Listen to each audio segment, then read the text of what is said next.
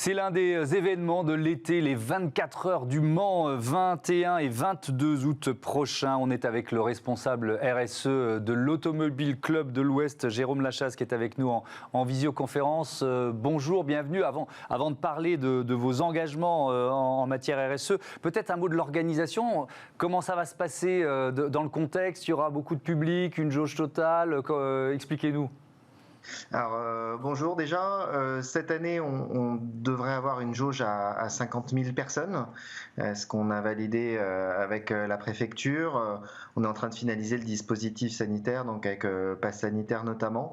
On est très content de retrouver du public parce que ça fait longtemps qu'il n'y a pas eu de public sur le circuit des 24 heures.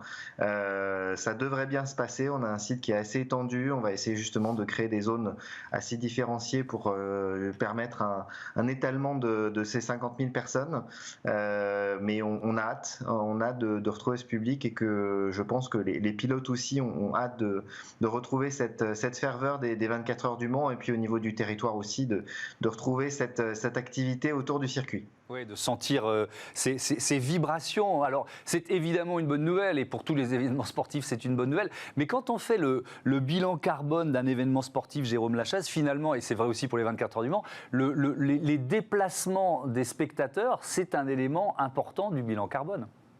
C'est même l'élément essentiel, qu'on parle des Jeux Olympiques et Paralympiques, de la Coupe du Monde ou des 24 heures du Mans, c'est l'élément majeur. Pour nous, c'est près de 68% du bilan carbone qui est justement lié à l'impact des spectateurs, que ce soit les déplacements, l'hébergement ou la restauration.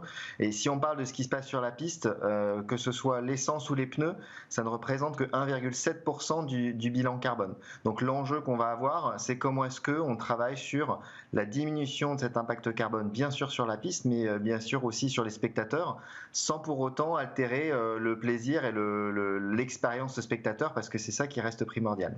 Alors le 25 juin dernier, vous avez justement présenté votre stratégie RSE. On peut commencer là-dessus, sur ce premier levier, ce levier le plus important. Comment vous comptez agir ?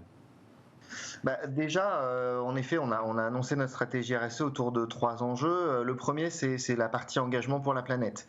On travaille avec l'ensemble de nos partenaires sur la réduction de ce qui peut impacter sur la piste, donc que ce soit les carburants, les pneus.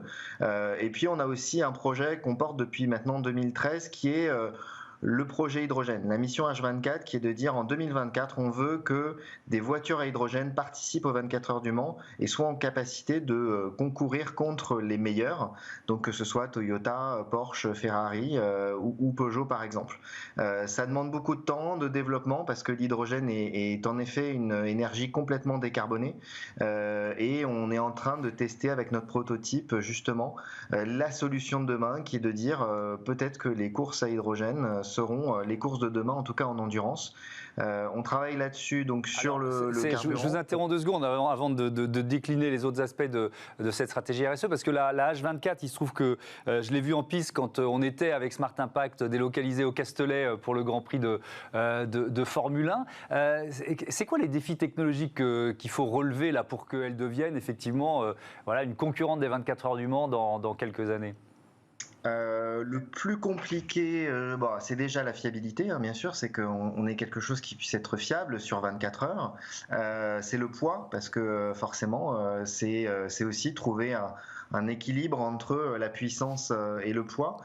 Donc c'est tout ça qu'on est en train de travailler. On en est sur le 2e prototype pour gagner les quelques secondes qui nous séparent des meilleurs. Et puis ensuite, c'est en effet de pouvoir assurer une fiabilité sur 24 heures, qui est le vrai challenge des 24 heures du Mans.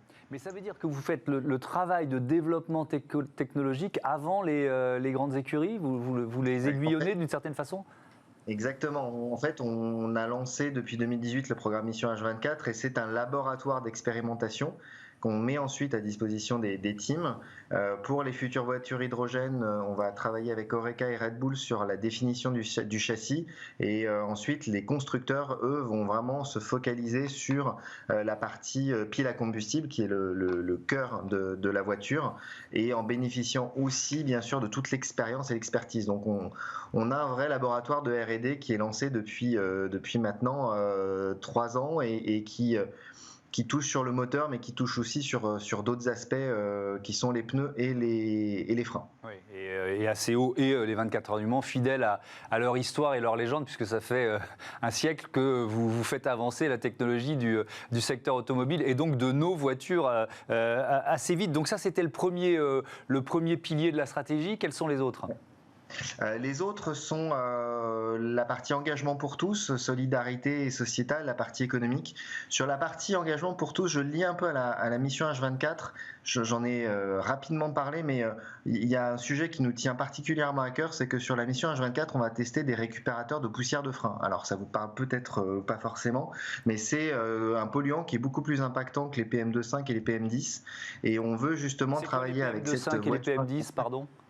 Ce sont les polluants qui sortent des pots d'échappement. Quand on parle de pollution atmosphérique, et quand notamment à Paris, on parle de cette pollution-là. Les poussières de frein sont beaucoup plus impactantes, et donc on va travailler sur des solutions de récupération des poussières de frein pour être sur une voiture zéro émission. C'est environnemental, mais c'est aussi sociétal et donc pour tous. Donc cet engagement pour tous, il est sur ce côté-là, mais il est aussi sur le fait qu'on va travailler sur des sujets de société. On a vu des images avant de Frédéric Sausset. Frédéric Sausset est le premier pilote quadri-amputé à avoir fait les 24 heures du Mans.